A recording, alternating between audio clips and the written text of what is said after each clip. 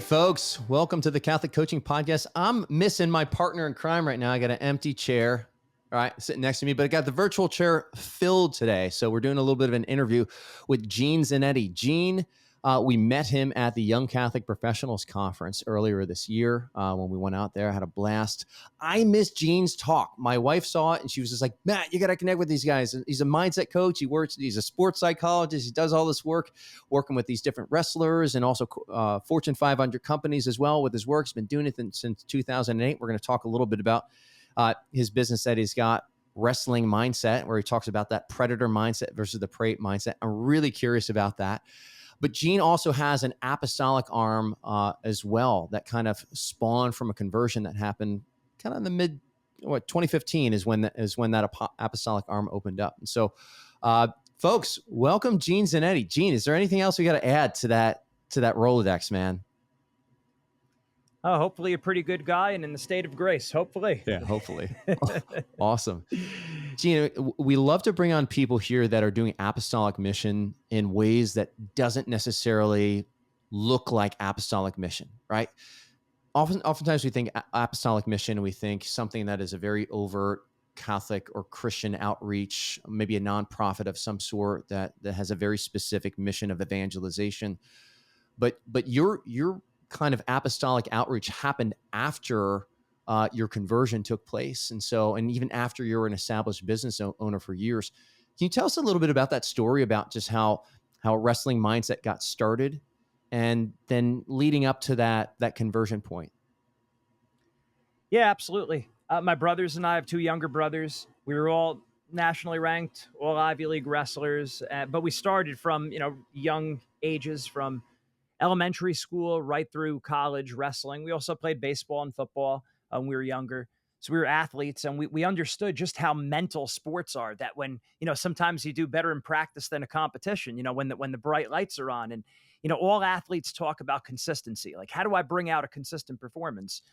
And of course, having aspirations to, attend good colleges, we understood it's the same thing with test taking anxiety, right? You could do well on practice SATs, but not the SATs.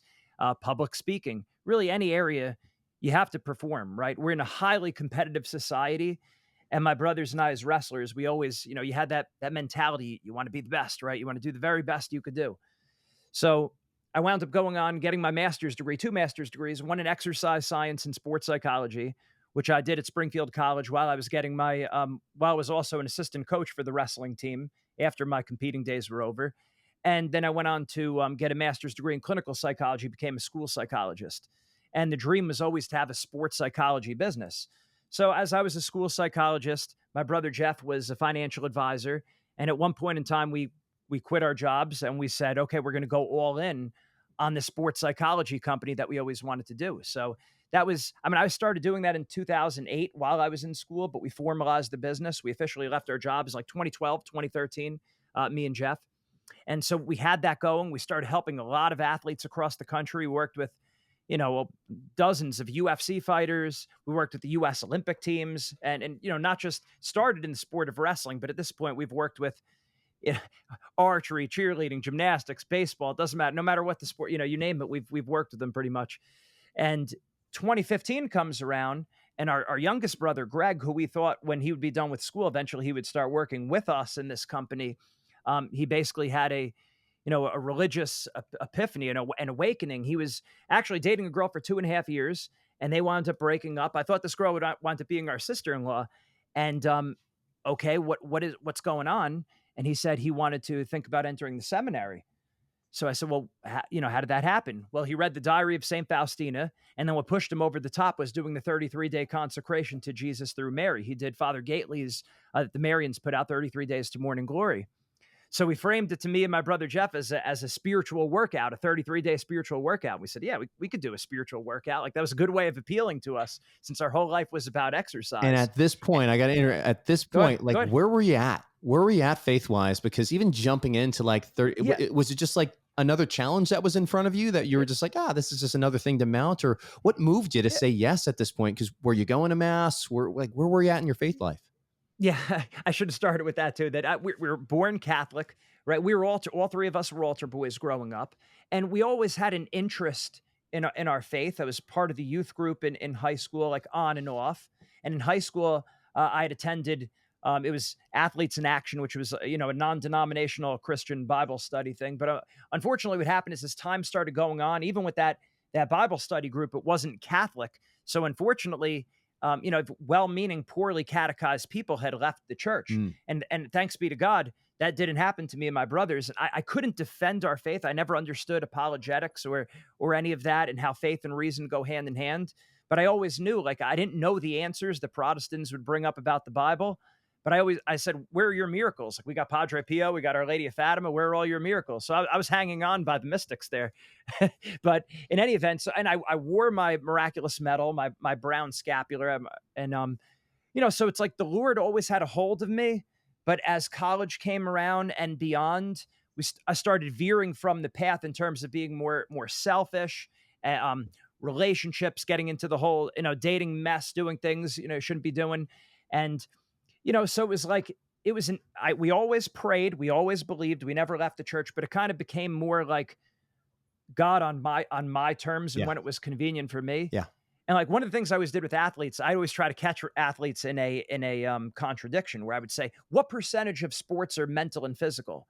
And they would say 90% mental. And then I'd say, well, what percentage of your training is physical and mental? And they would say, well, 100% of my training is physical. Yet they were telling me sports are 90% mental. And I'd say, you see the contradiction there? You need to work on your mindset. That was a selling point to get people into mental training. And it's very true.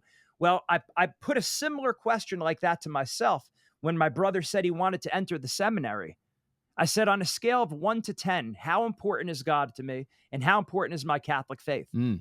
Now, at any point in my life, I would have answered 10. I know the right answer is 10, and I wanted it to be 10. But if I had to be honest with myself, how well am I living my faith on a scale of 1 to 10? And at the time, I said, probably like a 2. Oh man, that's a grace. Wow. What was that like, recognizing that it was a 2? I don't. I don't know if it was actually a 2. Just I realized that there was a lot of room that I was selfish in many ways. Okay. I wasn't following all the teachings of the church. I was kind of pick and choosing some of the things that I believed based more on feel rather than truth. So at that point in time, I realized, hey, something's got to change. Like I'm catching myself in my own hypocrisy, just like I do with other people. Mm. And I would do that with people because I really believed it. Like that's a good, healthy exercise to examine ourselves. Am I living consistently with my values and what I'm saying? So at that point in time, my brother said, well, why don't you do the 33-day consecration? So while I was doing that in 2015, I also dove deeply into apologetics because college was an extremely hostile environment for Catholicism for me. Like I said, certainly not, Protestantism, sure, but that was even the least of it. I mean, there was, atheism and agnosticism was rampant. And going to different colleges across the Northeast, I was at Rutgers University. Then I transferred and got my degree at the University of Pennsylvania, Ivy League school, my master's program, my 2 master's programs, different schools, Springfield College, Montclair. And it was very the opposite of Catholicism, what a lot of them were saying, and like faith and reason are opposite ends. And so I dove deeply into apologetics and I started asking very basic questions. Why do we believe in God? Is there good evidence for God? Like what's the best arguments for and the best arguments against God? I started very basic. Why should I believe in Jesus? Why not just believe in a generalized God rather than Jesus? Okay, what's the best evidence for? What's the best evidence against? And then I said, well, why do I have to be Catholic? Why not just be spiritual and not religious? Just I believe in Jesus, right? That whole thing. So what are the best arguments for and the best arguments against? And after doing some research of my own, and thanks be to God, of course, by the grace of God, I became intellectually convinced that the Catholic faith is true, which made me very happy because I wanted it to be true, but I didn't necessarily know if it was. Now it's so once then I dove all the way in between the 33-day consecration and apologetics. I said, I'm all in. I can't be halfway in. And then gave my life to Christ more fully. Amazing. I'm always thinking, as I'm listening, in Sure. terms of like strengths, like as a strengths coach and these natural habits. And like, I'm hearing all these echoes of like somebody that just has an aptitude for learning. Here you got 2 master's degrees. And then your conversion was one of doing a lot of research. Has this been kind of just a natural habit for you? Or do you have a natural inclination to be studious? And so this was very consistent with kind of how you've come to, believe or accept new things? I love to learn new things, but I know that the magnitude was important, right? What hit me like a slap in the face is I know this is the most important aspect of life, Hmm. faith, right? And I would have said that at any point in time in my life, but now I was just kind of hit with a moment where my brother is giving his entire life to God. How am I living? Right. So I think that's where I said, okay, now I really need to approach this. I need to take a deep dive here because I really need to understand this. I would say it is consistent with my personality, but I also understood this is the most important topic. If you get this wrong, the consequences are eternal. Mm-hmm. Now, is it now? So you go through this. Tell us about like a little bit of. There was an intellectual conversion, and then what started to change in your life? How did that really show up in the way that you behaved, you acted, and the decisions you started making? When I started the consecration, I was engaged. And so I thought I was going to marry this woman. 1 month after the consecration, boom, the engagement ended. And I've actually talked to several people about this, and That's a big change. they've Yeah. and it's been similar things like that. And it's like, well, wow, now what am I going to do? Because like that was certainly not part of. I always grew up, even as a kid, being more of a hopeless romantic and idealist. I always thought, my first love would be the person that I would marry, and then as Mm. like there's failed relationships along the way, you start veering off course, and now it's like, hey, I'm doing things I shouldn't be doing, not consistent with what I'm really about or what I should be about. And but eventually, it seemed like I found the right person. Certainly didn't expect to end an engagement, but 1 month after, wasn't the Lord's will. I broke it off, and it's like, well, now what? And thanks be to God, I was going to a church not far from me, and I had a spiritual director, Father Joseph Marr. He went to Franciscan University, Steubenville, and he said, you could go one of two ways here. You could follow the flesh with seeking comfort in other women or substances. He said, or you could follow the spirit and really give your life more fully to God. Mm. And by the grace of God, I chose the latter. And certainly wasn't perfect, but the orientation of my life changed. And for the first time in my life, especially at this point, I'd been in relationship to relationship for about 10 years, one relationship to the next, to the next, to the next.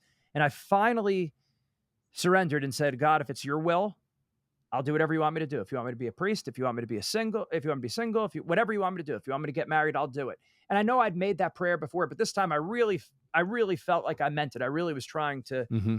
mean that.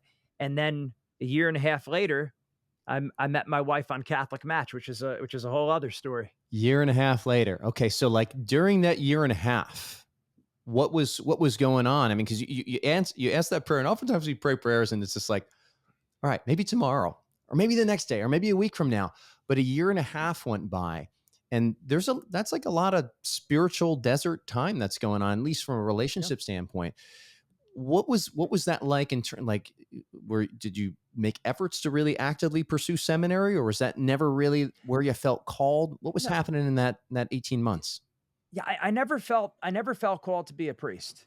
I never felt. I always said, well, I would like to be a deacon maybe, but one day, but I then just at that point in time, I kind of realized too, the way my lifestyle is in terms of I travel to give speeches, I'm not really stationary, Mm. right? Hmm. It'd be hard to, unless something changed. Like I like the lifestyle I live in terms of my business and how I speak here, I do this. But it's not as stable in terms of I know I'm always going to be here on the weekends. I figured I still felt like I was called to get married, so I was still looking to meet someone, Hmm. but now approaching dating in a very different way, not doing the things you would normally do, or trying to live differently. With girls, it's different because they're not used to. A lot of them are not used to seeing a Catholic trying to really live his faith and not doing some of the things of the flesh that you would that Not you in would North normally Jersey, do. man. Right, I mean, right. So I spent a lot of time in prayer, a lot of time trying to rid myself of many old habits, sins, going to confession mhm. sometimes multiple times a week, really working on things. And then that breakup was in August of 2015. August 2016. So if you know anything about an Italian family, you don't have to look for advice. Advice finds you, right? And I'm sure that's true for other cultures. Well, my mom said to me, you're probably going to have to start looking for girls in different places. You're probably not going to meet a girl at a bar. Now that you're deeper in faith, you're not going to meet a girl at a bar or in a club And or had at you a kind of gym. moved away from that scene? Like you were no longer going to Yeah. the bars, or were you still Yeah. going, but I just a was, different kind of? I was never a big bar guy anyway, but like I would go from time to time just to like look to meet someone. And I would look at like a girl, like try to find a girl at a gym maybe because I always exercised a lot, and I had a fitness class I was running also. But my mom said you should probably go on a Catholic dating site, and I got all defensive. I'm like, I don't need that. That's ridiculous. And then I thought, wait a minute, I've done funnier things than this to get a girl in my life. Like, why is this so strange and so foreign? But more importantly, at this point in time, now my brother was already in the seminary for a year. She had made the consecration also to the Blessed Mother. And by the grace of God, I thought, hey, maybe the Blessed Mother is speaking to me through my mom. We both made the consecration. So thanks be to God, I said, okay. I went on Catholic Match, and within, what was it, 2 months, 3 months, I met my wife, and her name was Gina. So Gene and Gina. And then 2016, we met. The end of 2016, we met.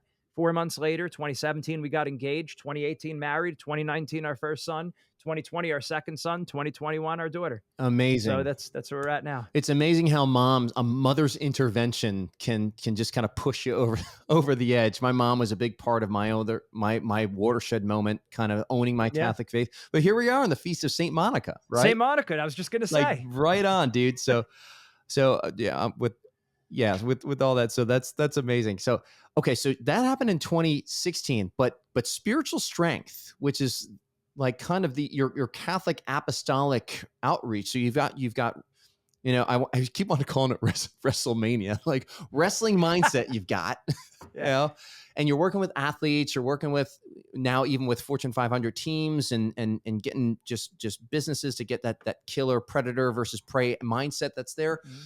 But then you have this apostolic movement where you're like, you know what, we're going to do spiritual strength, right? Tell me about that transition and what was going on to really move you to establish something like that. Yeah. So even with my business, I'm not really like a planner. I'm more of a ready, fire, aim guy. Yeah. So it's like, I feel the call to take some action, take the action. Right. And then we'll figure it out as time goes on. So I was already running Mindset Monday, which was a weekly phone conference call that was open to anyone in the country. And I was doing that it was 9:00 every Monday night. And then I started, well, why don't I just start doing a conference call for the faith? Like, why don't I piggyback on that and tell people on my mindset call, if anyone wants to stay for spiritual strength, I'm going to be talking about the faith. And I thought that'd be a way to evangelize also. And that's kind of how it started. And basically I was going through different lessons that I'd learned in apologetics, different topics that I thought were very interesting that maybe weren't as emphasized to me growing up in my CCD classes. So it just started like that, talking on the conference call. So just sharing, where it's just kind of like, okay, it's gonna be open forum. We're gonna be talking apologetics, and this is just the stuff that's interesting me right now. Maybe it interests you, and more or less, yeah. Easy. And then when I moved Mindset Monday from the conference call on the phone to a Facebook Live. Then I just did the same thing with spiritual strength. I've created a Facebook page, and I said, okay, I'll go live at 9:00 on Wrestling Mindset Monday. And then at 9:30, I'll do spiritual strength. And I started making videos like that. And then eventually I just made a YouTube page. And then as people would see that I was speaking, then I had certain churches and parishes and, RCIA reach out that I could give either keynote speeches or do a confirmation retreat, something like that. So it was just, basically it started getting legs on its own. And then I said, well, hey, why don't I write a book? I wrote a book for my business. Why don't I make one for spiritual strength? So we started that way. And basically the idea was to just, my friend David, who ran the first consecration group that I was a part of, he said, basically just do the same thing you're doing with your business. Like, don't really change much. Like you have something good. Like you're an athlete. Spiritual strength. How do you build athletes for Christ? And it's not like the analogy wasn't already built out. I mean, St. Paul said, run the race to win the prize. We're not shadow boxing. We're not wrestling against flesh and blood, but against Mm. principalities and powers. And I mean, as a wrestler, I always love that verse. And Yeah. you go back to the Old Testament where Jacob wrestled with the angel all night and his name was changed to Israel. So the people of God, Israel, they're a wrestling people. And then the Catholic Church, which is the new Israel, the true new Israel, we are a wrestling people. We're wrestling for God. So we're all athletes for Christ. It doesn't make a difference if you never played a sport in your life. When I started doing this, and my wife started helping me with my apostolate, she was a musician and a scientist, and she said, "Well, spiritual strength. I'm not an athlete." It's like, of course you're an Mm. athlete. You don't have to play a sport. You're an athlete for Christ. St. Paul says it right there. So, basically doing it like that.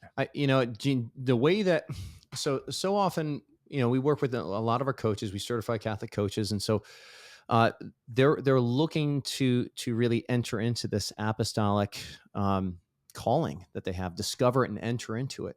And oftentimes it can just be very big, right? Because we're exposed to everybody's missions on social media or wherever in a very mature place. But it's kind of like the 10,000 hours rule. Like nobody really remembers the Beatles when they're playing behind, in back alley bars, and getting their 10,000 hours, and they just remember the Beatles. But the way that you approached this apostolic kind of outreach, it seems very organic. There was nothing massive. There was it was just kind of like, let's try this out. Let's just kind of Just do it. let's do a little bit more of what I'm already doing, not completely pivoting, but just doing a little bit more and seeing that. And it just seems like this lean startup approach that you had to it, where it's just like, okay, this is working. People want more. And there was this kind of an increase to the demand, but it wasn't pulling you outside of your existing wheelhouse. You were already doing a lot Yeah. of the speaking, I imagine, the motivational Yep. speaking, and a lot of research and a lot of education and sharing all of that. Yeah, absolutely. I was already speaking in front of groups. So now on top of speaking in front of groups about sports psychology and performance success, now I'm also speaking to groups about the faith, right? Whether it's sharing some personal testimony, teaching about a certain topic. Oh, can you speak to this all boys group? Can you get this confirmation group ready? Share your experience about athletics and faith. Sure. Like I'm basically doing that anyway. It's just I'm speaking about a different topic, and then writing a book. Okay, I'm writing a book about this, just write a book about that. And then in terms of yeah, like as far as making videos for my YouTube page and running a conference call, yeah, I'm doing that already. So just now do some more with this. Yeah. It's like, it's so simple. It doesn't have to be this huge pivot. I'm curious. You share, you do your speaking for the sports psychology, and then you have your speaking that's more of kind of part of your spiritual Yeah. strength apostolate. Does it feel any different? Or like, what's the difference between when you're showing up to speak for sports psychology or speaking for spiritual strength? Well, one thing I noticed, I'll start off more superficial and then I'll get deeper. What I noticed is when I did my mindset Monday, there was a lot of people on the call because we had built up a following. Spiritual strength, it was much less people on the call. Not everyone would stick around for it. Hmm. And even when I put it out, there was less people that would jump on the call. But I thought about it and I said, we're dealing with a different currency right here. Like when it comes to business, it's a numbers game. We need to get as many numbers as we possibly can. Of course, that's true for the apostolate, but we're dealing with souls. And every soul is of infinite value. Like you are that pearl that Christ gave everything for, right? So you can't put a price tag on a soul. So it doesn't make a difference if, 100 people are on the call, 1,000 people are on the call, 30, 10, 5, you're touching someone. Mm. And again, you don't, God bears the fruit 30-fold, 60-fold, 100-fold, right? So it's when you're dealing with that. So that was exciting right off the bat that we're dealing with souls. So that's huge. It's not quite the same numbers game as it is for business, whereas we do need a certain number of business. Otherwise, we got to go to work. We got to do something else. Right. Yeah. Right. Yeah. So that was basically, I guess, like a more superficial level. For me, I loved it's so great talking about the faith and doing spiritual strength because I could be completely myself. I don't have to hold anything back. And even when I talk to my athletes, when I've done counseling, my one-on-one mindset coaching with athletes, I say, look, I could get you like 70 or 80% of the way there in terms of performance success, not talking about the faith, right? Just Mhm. giving you basic like psychological strategies, tips, tricks, like, mind hacks, whatever you want to call it. But if I'm really going to give you my best, I have to talk about the Catholic faith.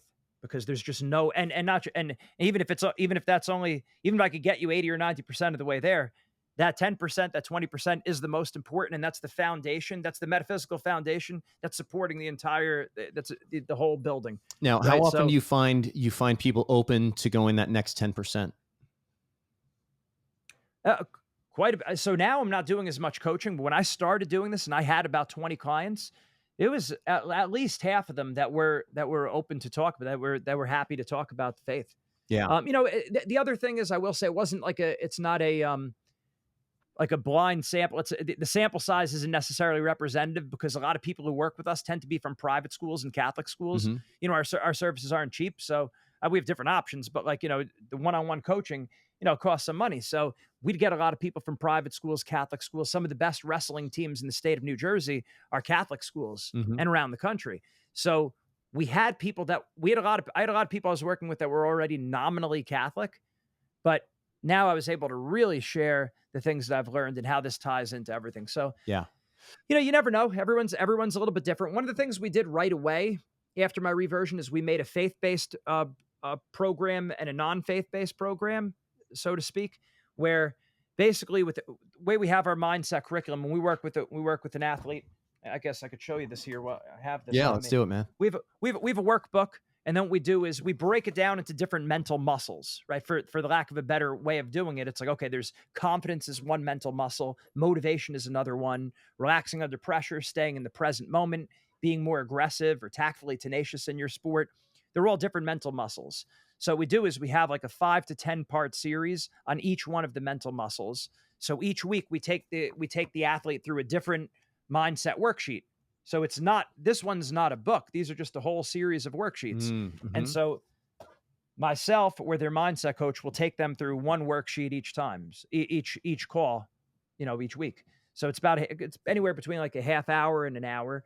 We take them through that lesson. They learn the lesson of the day, and then they're done. But the idea is consistency over time, where now they're building a mindset toolbox of different lessons and strategies that they could use. So it's not so much looking at it as, oh, hey, we're just going to put out a fire, like you're struggling here. Mhm. Like, yes, of course we help athletes with their mental blocks, but it's far more than that. We're helping them build a toolbox of, these are skills, these are mental skills that you have now Right. that you Yep. can and should apply: wrestling, school, your future career, life, your faith, all the above. So we have those worksheets. The main point I was getting at was we have all the worksheets, and in the faith-based program, we put a Bible verse on the bottom of each one of the worksheets. Mm. And some of our mindset coaches were more comfortable than others talking about the faith. So basically, as a very small way of bringing faith into things, they would talk with their mindset coach about a Bible verse. If they wanted a faith-based program, they could talk about that Bible verse that is somewhat related to the lesson that they're doing that day. So that's a kind of a way that we incorporated the faith. And there's actually many of our athletes that did want a faith-based mindset coach. They did want to talk about the Bible verse of the day. So that was good. Yeah, I love whenever I see coaches that have workbooks, I get excited, because that means you've got a plan. Like there's something that we've done this enough to know that when you have these skills that we put together, that 99.9% of the people that have come to knocking on our doors have needed these things. There's something that just kind of exudes confidence at that point. And coaching can be such an emotional sale, where it's just like, Yep. you don't really like where you're at. We can get you to a better place, but you don't really know how the sausage is made. And so the fact that you guys are at that level of professionalism and at that level of expertise, and just even seeing your learner show up here, where it's just like, no, we're actually going to capture these lessons. We're going to put it into a process, which is actually, I imagine, is how you've scaled your way to 100 coaches here as well, is that you haven't sat there and taught all of them, but you have a program that they can actually take people through that's tried and true. Exactly. And those were pivotal junctions in our company, when at first I provided 100% of the counseling service. Mm-hmm. That easy enough. I was trained as a counselor, and I'm a talker, so I'll never run out of content. Right. But the downside is, okay, well, now I start to have 20, 30 clients. I can't take everyone. Now I have to train my brother how to do this. My brother went to school for business. He has no counseling experience. He's an introvert. It's like the opposite of me. So for him, he's thinking like, okay, a kid's going to pay for our service. What's he going to talk to them about? So I built out the curriculum as well as a lesson plan for each one of the lessons. So he'd be able to give those he'd be able to do basically the same thing that I was doing. See, when I originally started working with people, it was more free flow counseling Hmm. Right. conversations, which is great. And It's there's where some coaching benefit of that. starts. It's where coach Yeah. starts. Yeah. Yeah, and it's great, and there always needs to be some free flow, open ended. That always has to be part of the counseling services.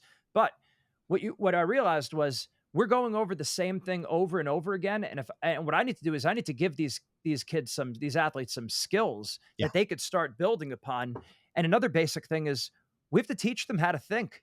Yeah. Like it's one of those things where you learn how to do math, you learn how to do science. Like you actually go through a process of how to learn you learn how to write.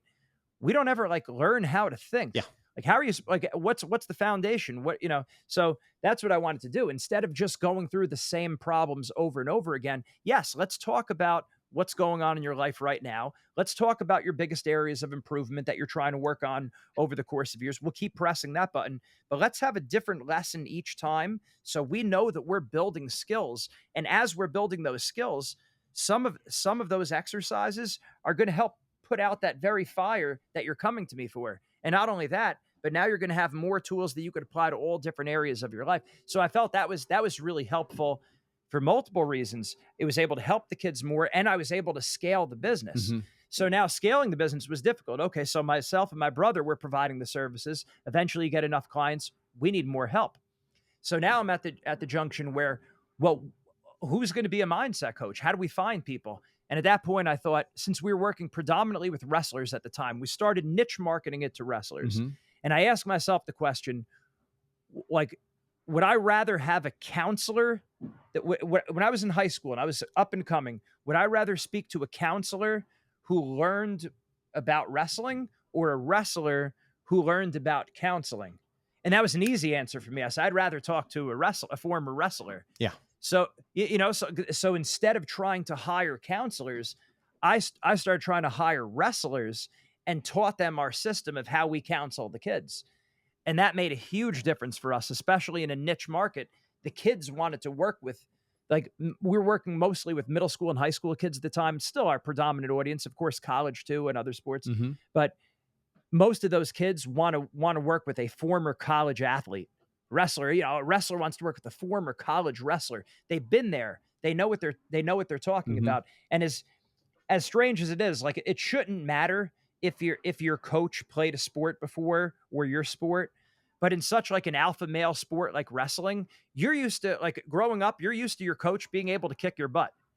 So if you like, I remember in college, we had a sports psychologist who would help our team at the University of Pennsylvania. He was also the sports psychologist of all the Philly teams, the Sixers, the Flyers, the Eagles, the Phillies.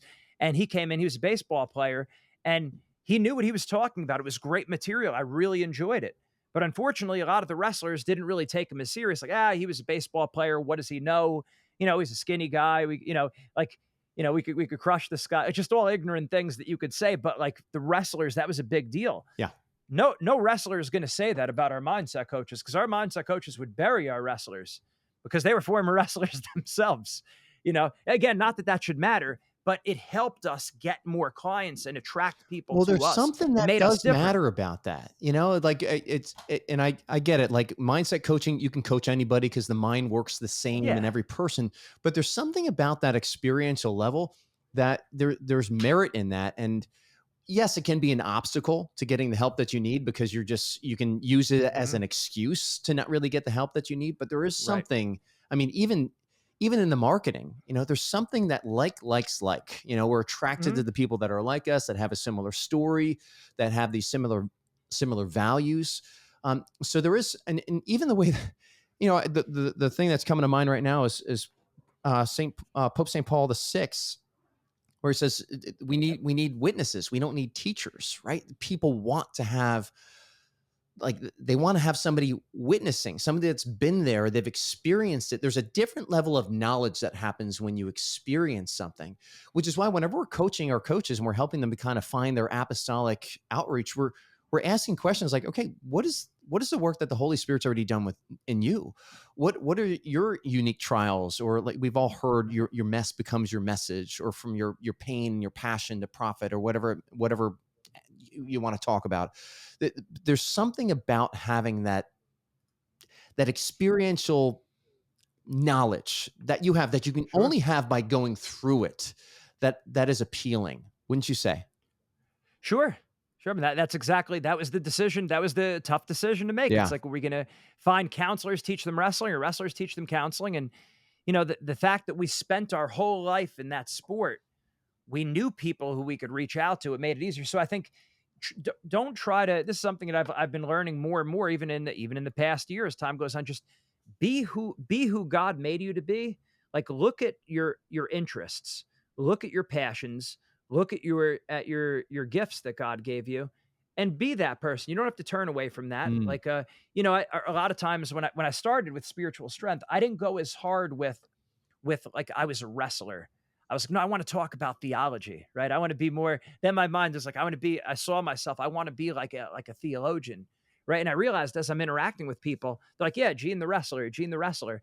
And then I thought, no, I don't want to be the wrestler. I was resistant. Then I mm, thought, no, I still am a wrestler. I'm just now wrestling with theological information, and I'm still, and okay, he's a wrestling coach.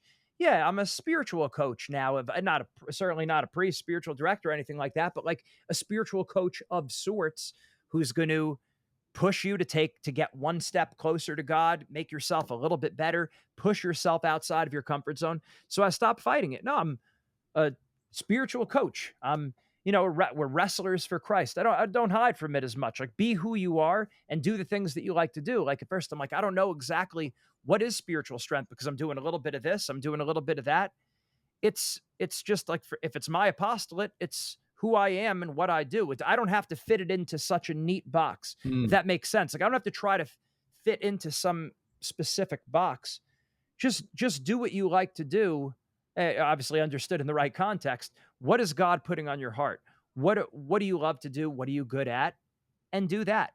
And then over time, you'll start to see like where your niche is tending to be, what you like to do. And if you're trying to make it into a business, of course, you have to make sure that's profitable, because if you can't sell it and you can't market it, you don't have a business, you have a hobby, Yeah. right? And that's very, very important, because there's a lot of people that want to start a business, but where's the market? You have to create your own market. That's going to be a tough thing to do. Okay, where can you go? Who do you know? Is there any niche that you have? Like, you have to kind of go with what you have and what you do. All right. So what you have, we're talking about apostolic mission, even like even just in the sense of apostolic mission, what you have, what are your gifts? What's your experience? It seems it seems really simple. It seems like a really like a really almost obvious formula. Why aren't more people exploring apostolic mission this way, by kind of doing a little bit of that self-awareness work? What's getting in the way? I'm not sure. It could be different things for different people. I think a lot of people see. I guess it's easier to see this because I'm not a perfectionist. I did my master's degree thesis on perfectionism and anxiety in athletes. And we found that athletes who are more perfectionistic, they tend to get more nervous. They performed worse. Mm, Their performance, their competition. But I think a lot of times perfectionism is a big thing that stops people, or wanting to look bad. Right. That's another one that kind of cripples people. I don't want to make a mistake, or like, before I start my business, I need to have like a perfect website. I have to have a really good looking business card. It's like, no, what you need is sales and yeah. marketing. So you need to do right off the bat is you need to start getting out and speaking to people for free. You need to create a social media page, start making content, because that's way more important than your business card or your website. Your website's under construction. Business cards, you need, the most important thing, like, it's back to the dating days. You need their phone number. They don't need your phone number. You need to be able to call that. Well, it's both, right? Yeah.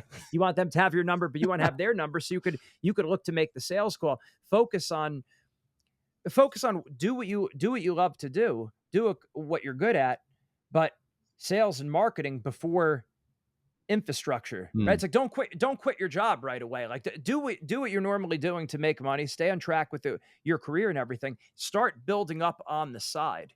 yeah. Right? That those are some of the things that I would do. Like, don't be perfectionistic about it. Don't worry about looking bad. And yeah, those are just some initial thoughts I Yeah, could tell you. and don't build the infrastructure. I think that's something that, because we have a lot of coaches that listen to the podcast here, a lot of people that are out in apostolic mission. The first thing that they do is it's like they start, well, how am I going to scale this? And it's just like, you don't have anything to scale yet. You don't even have like one client. Like, let's just focus on getting the one client. Right. And there's going to be so much learning that just happens through that one client, and so much growth that's going to happen. It's going to sharpen you. We listen to a lot of Alex Hormozy, man. Like we quote Alex Hormozy like we quote scripture a lot of the time, and he's just like one of those business gurus that it's out there and big on marketing.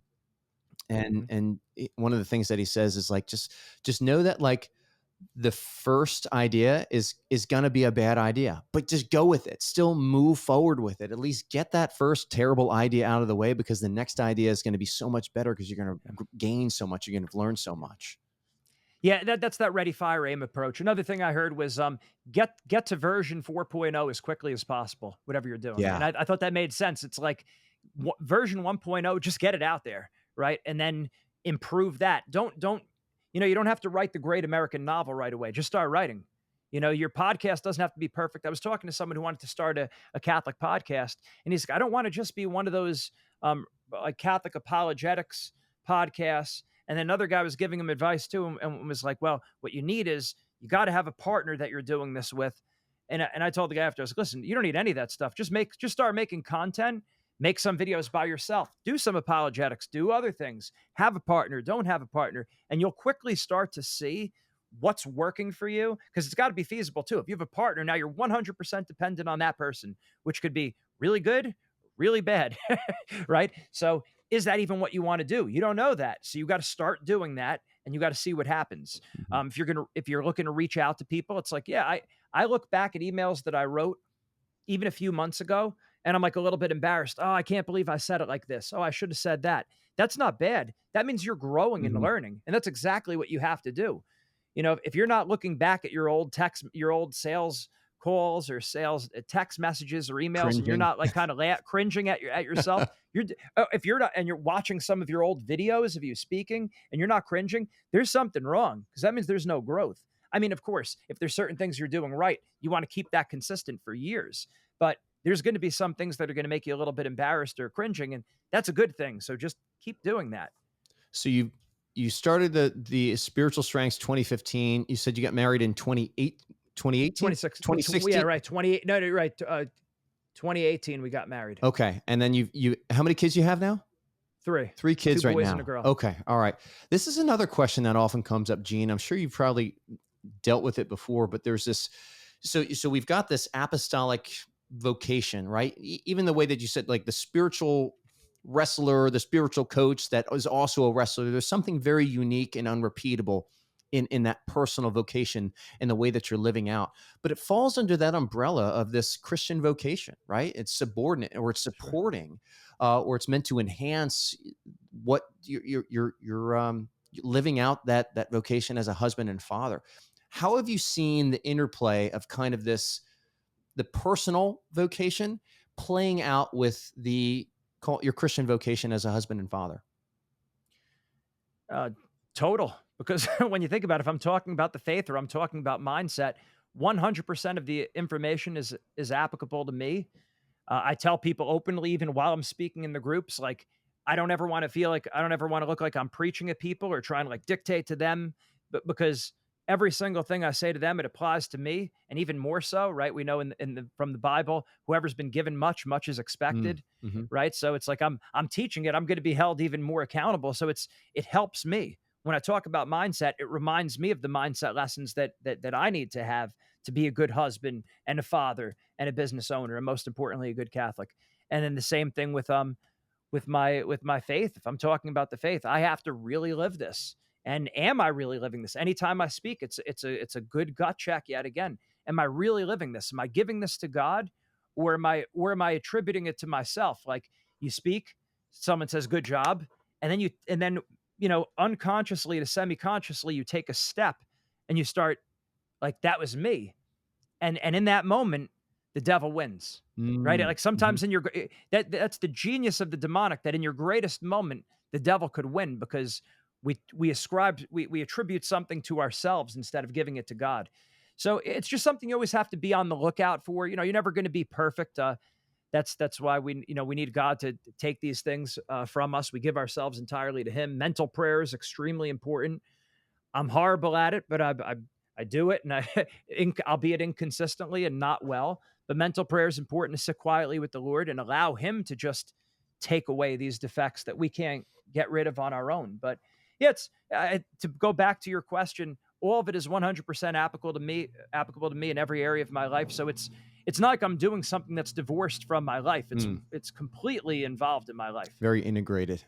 Yes, that's the word. I mean, have you found, have there been moments when you're with your kids and you're just like, I am so happy I have these skills, because like I know I can see them applying right here in this moment, in this teachable moment with my sons, daughters. I don't know if you got. Yep. Yeah, all the time, because it's the lessons of the faith. It's my duty now. I'm going to be judged. At my judgment, I'll stand before Almighty God and give an account for how I taught my children, how I treated my wife. Like my business isn't going to come up at my judgment. My wrestling accolades is not going to come up at my judgment. But what is how are you as a husband? How are you as a father? So what I'm teaching, the content of what I'm teaching them and how I do it. Yeah, I mean, you need that counseling background, the motivational speaking. You got to motivate them to take action. Mm-hmm. Sales, you got to sell your idea. Absolutely. When you're a teacher, you're a salesperson. When you're a parent, you're a salesperson, right? So that's all there. And as far as the mindset, what I want my kids to be focusing on and what I don't want them to be focusing on, maybe that's your transition into the predator versus prey mindset. Yeah, that is 100%. All the time, like getting them to focus on the right things. And they're young, they're 5, 4, and 2, but you're still planting those seeds, orienting them in one direction and away from a different direction. Tell us a little bit more about that predator versus, the prey mindset. It's pretty key to kind of you've got your book, right? Yeah. Tell us about it. Here somewhere. Yeah. So building the predator mindset. It's a small book. I made it pretty easy to read. You can knock it out in a few hours. But the whole concept was, when you look at the top performers, everything I learned in sports psychology, experientially as a wrestler myself and as a coach, and both of my brothers being wrestlers, and also listening to the interviews of high-level performers, not just in sports, but in all different areas. Like, what are they telling themselves? What are the common themes and underlying patterns? What's the thread that they all have? And it's very basic. You look at the happiest people, the holiest people, and the most successful people, and their focus tends to be the same thing. They say the same things. They're focusing on what they can control, and they don't focus on what they can't control. So simple, it's laughable, right? But that's what you see. The happiest people, the holiest people, and the most successful people, they all have this in common, all walks of life. They focus on what they can control. They forget about what they can't control. So, okay, that's great. We know that. Everyone can tell you that. Everyone has heard that saying. How do you get that message to stick? Yeah. How do they do it? How do they live it? What's the practical? Yeah. Right. And we get distracted so easily, right? So basically what we did is I took an animal behavior class at the University of Pennsylvania. I actually got a D in that class. But I wound up learning this. If you look in at mammals, the animal kingdom, predator animals and prey animals. How do you tell the difference between a predator and a prey just by looking at them? It's the orientation of their eyes. So predator animals like lions, tigers, and bears, their eyes are located on the front of their head. So we say eyes on the front like to hunt. They're focused on their prey. They're focused on what they're trying to accomplish. Eyes on the front like to hunt. Then when you look at prey animals, squirrels, chipmunks, rabbits, deer, their eyes are on the side of their head because they don't want to get eaten, right? And, if you had a teacher or a parent say when you were a kid, I have eyes in the back of my head, I could see what's going on behind me. You don't need eyes in the back of your head to see what's going on behind you. If your eyes are on the side of your head, a prey animal can see 180 degrees behind them. So just like we say eyes on the front like to hunt, we say eyes on the side like to hide. And that's our metaphor. That's just a simple way of remembering. If you want to have a predator mindset, eyes on the front like to hunt, focus on what you can control. Prey mindset is eyes on the side like to hide. That's focusing on what's going on around you, factors outside of your control. That's the prey mindset.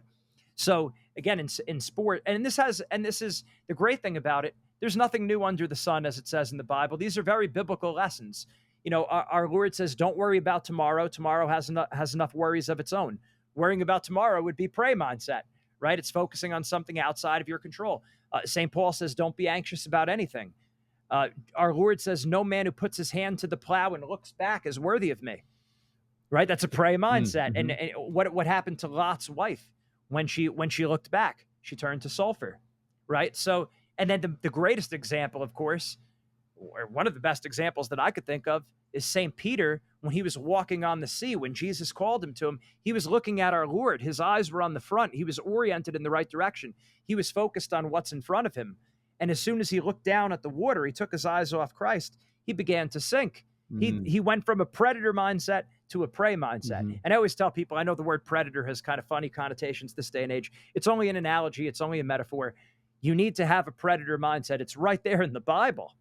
Okay. Mm-hmm. Focusing on what you can control. So in sports, that would mean you're focusing on your effort, your attitude, your aggressiveness. In business, I wouldn't say aggressiveness. I would say being tactfully tenacious, Mm-hmm. right? But in sport like wrestling, I'm going to use the word being aggressive, right? 9 out of 10 times, the person who wins, and this would go for business too, is the person who makes things happen rather than the person who just stands back and lets things happen. So that's the predator mindset, focusing on my preparation, focusing on my lifestyle. I could control that, focusing on putting myself in the best environments I can. Although not every environment that I'm in, I could control. So when we're focusing too much on other people's opinions of us, and these are the biggest mental blocks I see in sports, business, and life, and spiritually, we're comparing ourselves too much to other people. We don't want to look bad in front of other people. We want to look good in front of other people. So it's like an orientation towards other people, focusing too much on the outcome. It's great to have goals. I'm all about having goals. You want to set long-term goals and short-term goals, but you can't control that directly. You control that by focusing on the actions you're taking on a day-to-day basis to get yourself there. Mm-hmm. So the only time I'd recommend people focusing on their outcome goals would be when they're feeling like tired, bored, lazy, or peer pressured to start veering off the path, do things they shouldn't be doing. Then you could say, hey, I want to be a national champ. Hey, I want to have a Fortune 500 business, whatever it is. But in the meantime, you should be focusing on your action plan. Don't focus too much on winning and losing. Can't focus too much on winning and losing. If you're on a sales call, don't focus too much on getting the sale. If you're speaking to someone for our single listeners out there, if they're approaching someone they're attracted to, don't just be thinking how attracted you are to the person the whole time. Don't just be thinking, is she going to like me or not? That's prey mindset. That's not going to help you. Just be in the present moment. Be where your feet are. Stay in the present moment. Talk to the person. Be normal, right? So that's your difference between predator and prey mindset. Eyes on the front like to hunt. Eyes on the side like to hide. Just a metaphor for control the controllables. Forget about what you can't control. Focus completely on what you can control. At least having that metaphor and that rhyme, that mnemonic device to remember this, it puts it more in the forefront of your mind.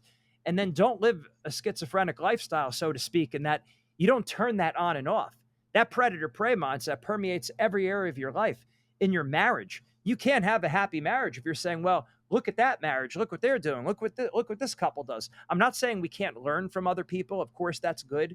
We should learn from our past. We should work towards a better future.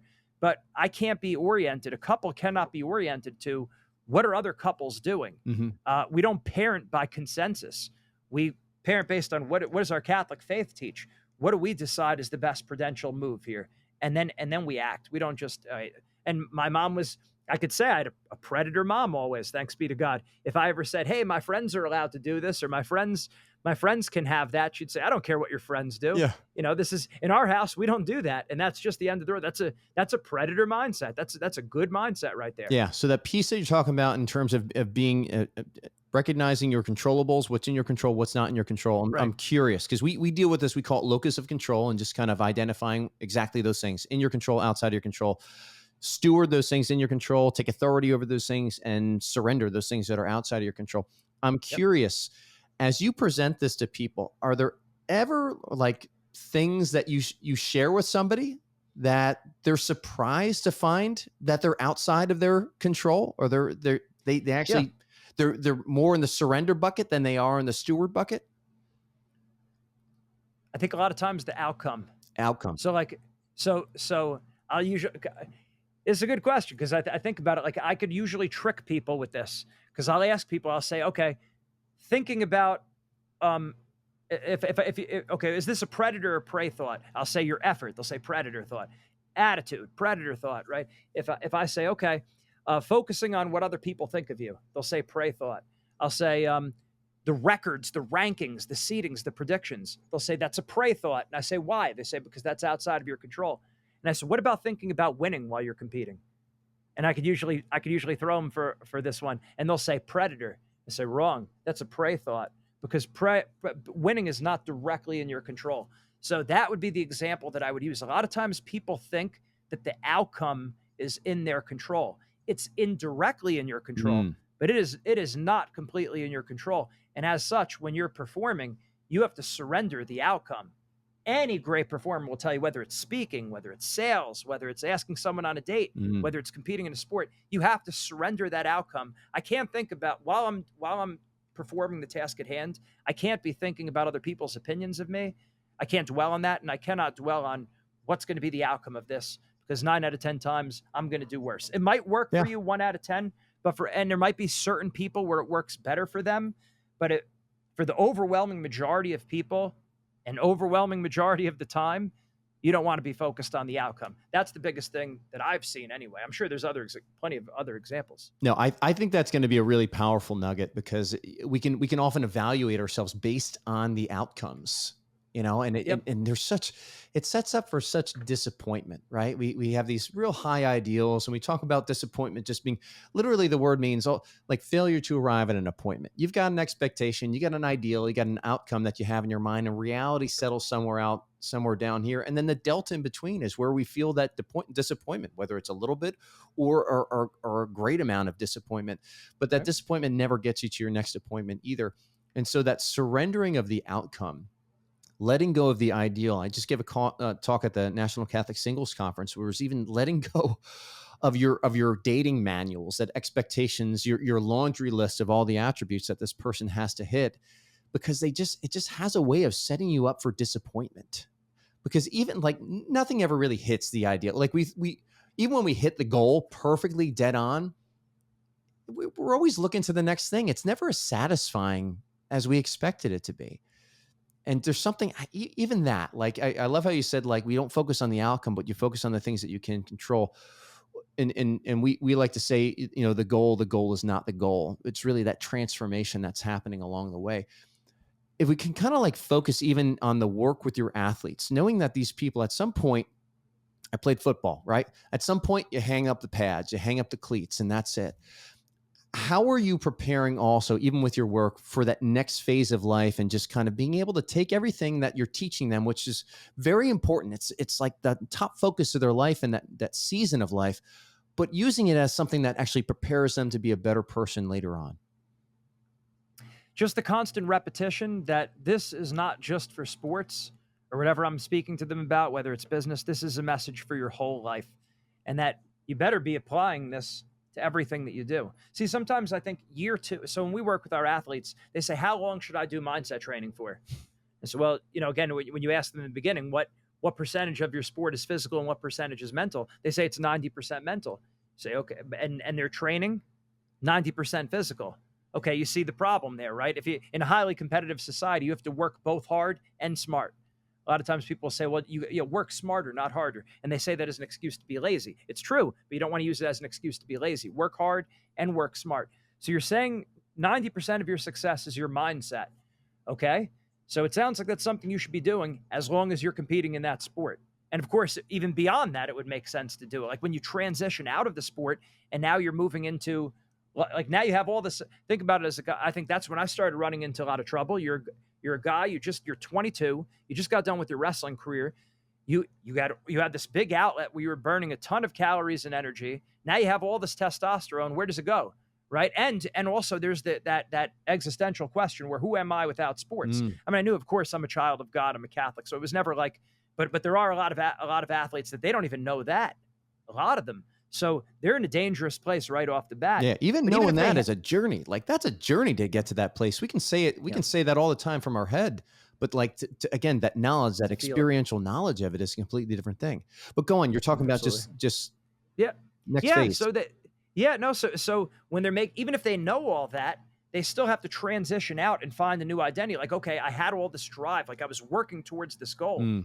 Now the smart thing to do would be now apply that to my career, right? Of course, first and foremost to my faith, and then like at a more like tangible, practical level, like to my career, or now as a husband and a father, like that's my wrestling match right now. Mm. That kind of thing. So, yeah, I mean, a lot of we constantly repeat to the athletes that they need to be applying this to their whole life. I mean, it's a real thing. After winning an Olympic championship, you achieve the pinnacle in sports. There's actually a thing called post-Olympic blues, Oof. and this is very similar also to doctoral students. After they get their doctorate, then after they get it, they slip into a little depression, very similar to the Olympians. Well, what's that all about? It's not hard to imagine that you were just working so hard for something for years and years, and you finally got it.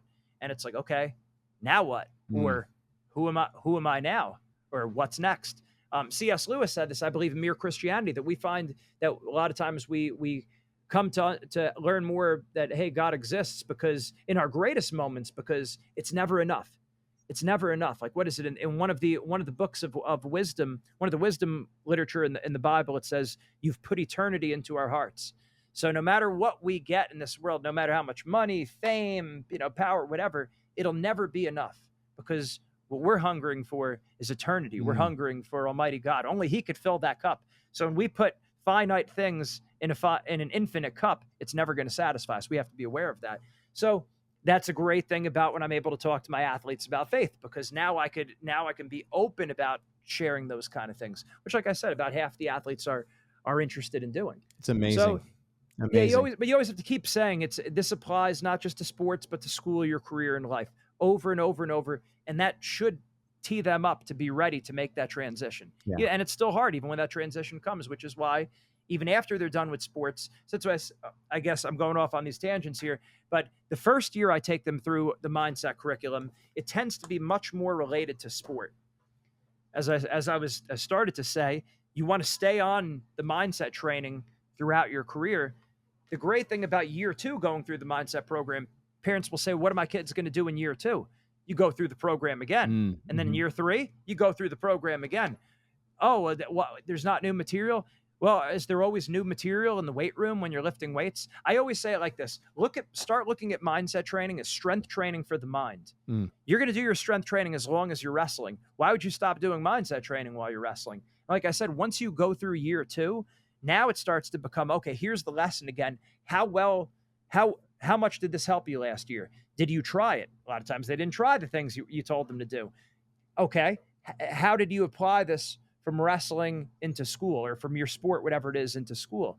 How are you going to apply this into your career? So I get even more excited year 2 working with the people than year 1, because now we can really go to work with what's helped, what hasn't helped, have you applied it, how can you make it better? And they're familiar with the material. So that's also a way that you're getting them ready for the next phase of their life. Yeah. And the mind is always different. It's like, yeah, there's exercises that you're going through, but the content is always different, because the content is you, right? And you're a changed person at that point, especially a year goes by. So you brought up some of the media, some of the stuff and I think this is actually a good place to wrap up here. And I always love asking people this, Gene, and it's just about knowing that we have all these different influences and things that have inspired us. And I love movies, man. I've got some movies that just, they speak to me. And so I'd love to throw that out and say, is there a movie that really, or not even a movie, maybe it's a book or a song, anything from media that really just resonates really profoundly with you and you found inspiring? Oh man, you just really broadened it once you said we're going to include music too, and we're going to include media. Oh boy, let's start with the movie one, because I had things that were jumping into my head. Okay, Rocky, of course. That's just, as a guy, Dude, all the Rocky IV. That's my weightlifting music. All of it. Oh yeah, no, so all the Rockies. I loved all of them. And then so that's one of them. Rudy, because what I loved is because also is Notre Dame, my favorite college football team, and there's some. It's not like a Catholic movie, but you see some Catholic things in the movie, so that's nice. And just the boyhood dream. So that was great. Also, there was a movie, Peaceful Warrior, that I really liked. Looking back, it's a little bit new age, like with some of the things they were saying, but they did, and there's like definitely some like Buddhism in there, like what some of the things they're saying, but there are some good things they're saying in terms of mindset. Mm. So like Rocky, Rudy, Peaceful Word, there were some movies that I really liked. As far media, I mean, my motivational playlist. I've been listening to a lot of Enoch, who's a traditional Catholic rapper. He was over at his song came right before I presented at the YCP National Convention. You get your like jitters right before. Yeah. I tell people, like, it doesn't matter how many times you speak in front of people, you're still going to get some jitters. That's okay. You're going to get some nerves, right? It's okay to have butterflies in your stomach as long as they fly in formation. And then right before I went out to speak, Enoch's playing, and he's like, traditional Catholic rapper. I'm like, yeah, that's the stuff I work out to in my basement. Okay. So I listen to him. That gets me going. I like that. So there's a lot. I'm a big music guy. Awesome. Dig it, man. Gene, thanks so much for sharing. Like, and I hope people that are listening here are walking away with like, your apostolic mission isn't a one size fits all. It doesn't have to fit into this box or look like anybody else's. I mean, like who would have thought like this wrestler piece, that God was still going to use that in the way that you are forming young men in the work that you do, not necessarily even in a Christian context, but being able to even bring that in to the point where you have some scripture and you're bringing the mindset. I mean, like literally putting on the mind of Christ, right? By bringing that word in and putting on the mind of Christ for some of these young men. And then just being open, right, to those people that are not necessarily wanting that part of their life, not wanting that final 10%, as you were talking about before, but still pouring into them, knowing that at some point, somebody else is going to come along and finish the job. Apollos watered, somebody else planted, as way St. Paul puts it, and I'm butchering it right now. But just the folks, the work that the Lord has for you is going to be unique. It's going to be unrepeatable. It's going to look different from the way that somebody else's works. It's not necessarily going to be out there where you have 100 coaches that are impacting, 20 to 30 lives at a time, and it has this big outreach. It's not always going to be a business, but it's something that is going to be yours, and it is something that is going to make you come alive, and it's actually going to sanctify you in the process here as well, which is one of those indicators that I'm always looking for when I'm coaching people. It's like, are you being sanctified by the work? Is it falling underneath that beautiful umbrella of the universal call to holiness and under the vocation, the umbrella of your vocational, your Christian vocation here as well? Gene, any parting thoughts here on listeners to inspire people to go out and just, let's put it this way. If somebody was coming up to you and just saying, hey, like, how do I find my mission? What might be something you share? I mean, the consecration to the Blessed Mother really changed my life. I have a very strong devotion to the Holy Family. So first and foremost, as basic as it sounds, you giving yourself entirely, consecrating yourself entirely to the Sacred Heart of Jesus, Immaculate Heart of Mary, and the purest heart of Saint Joseph. Pray about it. Pray. We have to be people of prayer.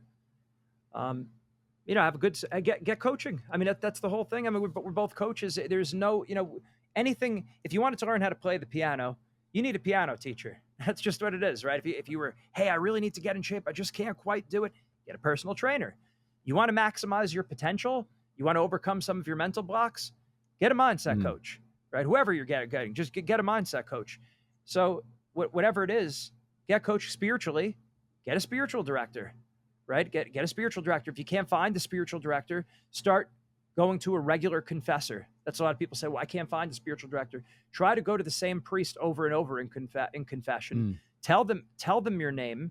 I know this was like the opposite of like what I wanted to do. It's like go to different priests each time so they don't hear the same sins. No. You want them to get to know you and your soul, at the state of your soul, and be able to call you out when you might be not call you out, to see your blind spots. That's going to really help you. So any area you want to get better, get coaching. You want to start a business? One of the things that really helped us, started going to SCORE. They're a small business organization that helps get you started, create a business plan, make sure you're, check any of your blind spots. Are you missing anything? So any way you want to get better, get a coach and be patient. It's a marathon, not a sprint. Just start taking action, right? Ready, fire, aim. I like that. Do what you like to do and do what you're called to do, and talk about it with your trusted advisors in life. Like I said, in an Italian family, you don't have to look for advice. Advice finds you. So I was very blessed to have a family to tell me whether I liked it or not, what their opinion was, but also your spiritual director, and mental coach really help you. Yeah, there's something different about a coach than talking to a friend here as well. They listen with different ears, and you even brought up, they'll help you find those blind spots. So, Yes. yeah, man, it's not good for the man to be alone, right? No. We all need some sort of helpmate along the way here, and Yes. and certainly coaching can help out with that. Gene, amazing talking to you, man, and learning about You all the too, ways Matt. that the Lord is working in your life. Where can people find more about WrestleMania now? Find more about the wrestling mindset and also about spiritual strength. Yeah, absolutely. So you go to wrestlingmindset.com. Like I said, we work with all sports. We have another website, Z Winning Mindset. The official name of the parent company is Z Winning Mindset, but we go by both. Z Winning Mindset, wrestlingmindset.com, either one of them. Spiritual strength. We have a spiritual strength page on Instagram, on Twitter, or X now. YouTube. We have a YouTube page. Type in Spiritual Strength Catholic. You'll find us. Like I said, we just put out a lot of content. That's the thing. I love making content. I'm going to be talking anyway, so might as well put it out there. Awesome. Folks, thanks for being with us. Gene, thanks for sharing the time. Thank you, Matt. Take care. Right, God bless. Hey, thanks for sticking with us in the Catholic Coaching Podcast. If you like what you heard, please like and subscribe, and we'll see you again.